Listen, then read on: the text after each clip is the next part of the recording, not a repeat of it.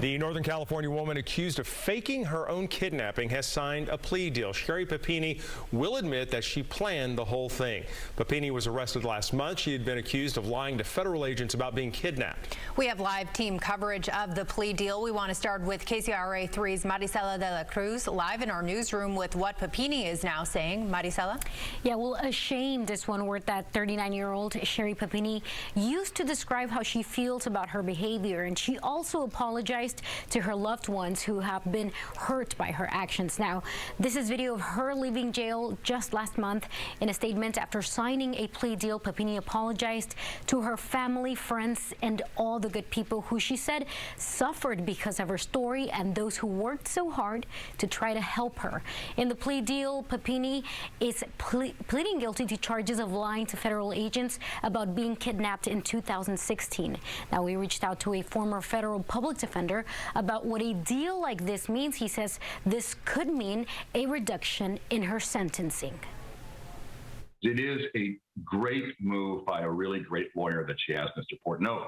And here's why. In federal court, the insanity defense or mental health defenses are so difficult to prevail on. We all know what happened. The FBI was able to prove enough of what happened to charge her. Now the question is, what kind of defense are they going to mount? Now, the court has not yet scheduled a date for Papini to enter her guilty pleas, but record shows that she is expected to be in court tomorrow. Now, Mark says he believes she will soon be meeting with the prosecution to give further information, which could then point out to others who may have assisted her. Live in the newsroom, Marisela de la Cruz, KCRA-3 News. Something we'll be following for the next few days. All right, Marisela, thank you so much. And we continue our team coverage right now. KCRA-3's Brittany Johnson joining us in studio with a timeline of all the events that led up to today. Well, that's right. This investigation has been going on for more than 5 years. Here's the saga that led to Sherri Papini's arrest and now an expected guilty plea. November 2nd, 2016, Sherri Papini's husband reported her missing. Law enforcement went out to search the area where Papini appeared to have gone missing. Papini's husband, Keith, showed detectives where he found her cell phone and earbuds with blonde hairs entangled in them at the south corner of Sunrise Drive and Old Oregon Trail there in Shasta County. A few days later, Keith went on national news and stated Sherri was, quote, definitely taken against her will.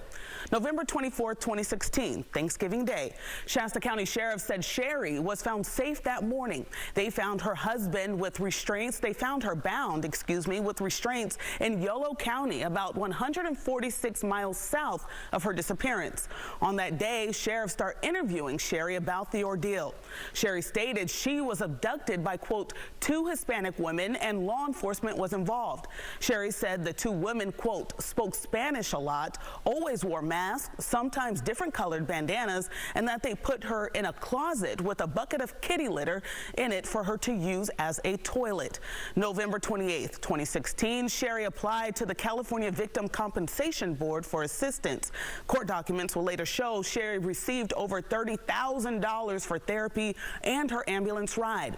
October 2017, Shasta County sheriffs announced Sherri had male DNA on her clothes when she was found there in Yolo County, and that the DNA did not match her husband, Keith.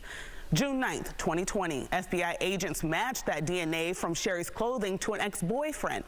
August 10th, 2020, investigators interviewed that ex-boyfriend who said he helped Sherri run away because, according to Sherri, her husband was, quote, beating and sexually assaulting her and said she was trying to escape.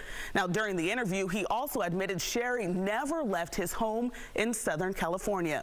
On March 3rd of this year, Sherri Papini was arrested and charged for making false statements to a federal law enforcement officer and for mail fraud. March 8th, Sherri was released on a $120,000 bond. Today, April 12th, Sherri Papini signed a plea deal and is expected to admit the entire incident was a hoax as she planned it. Penalties for mail fraud include up to 20 years in prison or a fine of up to $250,000, and penalties for making false statements to law enforcement includes up to 5 years in prison or a fine of up to $250,000.